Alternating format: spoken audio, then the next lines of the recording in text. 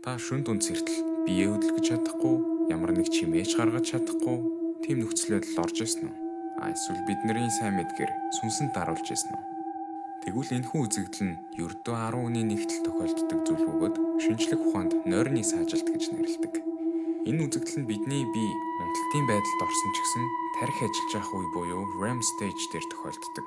Тийм ч учраас өөрийгөө сэрүүн байгааг мэдж байгаа хэрнээ бид нар бие хөдөлгөж чаддаг. Тэгэхээр нойрны саажилт болох яг тодорхой шалтгаан байдаг. Энэ шалтгаанууд нь бол ерөнхийдөө дутуу нойр, стресс, нойрны буруу хэмнэл, сэтгэл түгших, эмгэг, PTSD зэрэг тиймэрхүү зүйлүүдээс ерөнхийдөө болдог. Тэгвэл энэ зүйлээс урьдчилан сэргийлэхийн тулд юу хийх ёстой вэ? Өдөр бүр 7-9 цагийн нойроо авах, унтахын өмнө юм идэхгүй, бас кафеин хэрэглэхгүй байхад л болно. Хэрвээ энэ алхмуудыг авсан ч гэсэн та сүнсэнд даруулсаар авах юм бол мэрэгжлийн хүмүүст хандахыг зөвлөж байна.